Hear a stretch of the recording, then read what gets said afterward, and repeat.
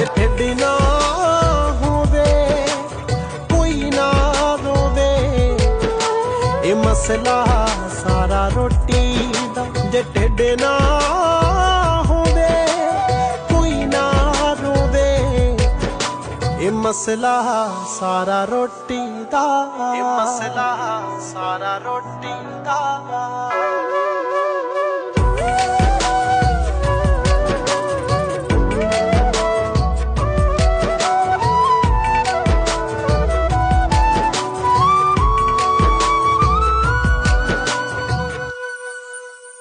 ਇਹ ਭੁੱਖ ਵੀ ਕੈਸੀ ਚੀਜ਼ ਰੱਬਾ ਬੰਦੇ ਨੂੰ ਪੜਨੇ ਪਾ ਦਿੰਦੀ। ਜੇ ਆ ਜਾਵੇ ਕਿਤੇ ਆਈ ਤੇ ਰਾਜੇ ਤੋਂ ਭੀਖ ਮੰਗਾ ਦਿੰਦੀ। ਇਹ ਦੁਨੀਆ ਭੱਜੀ ਫਿਰਦੀ ਆ ਜ਼ਿੰਦਗੀ 'ਚ ਬੜੀਆਂ ਥੋੜਾਂ ਨੇ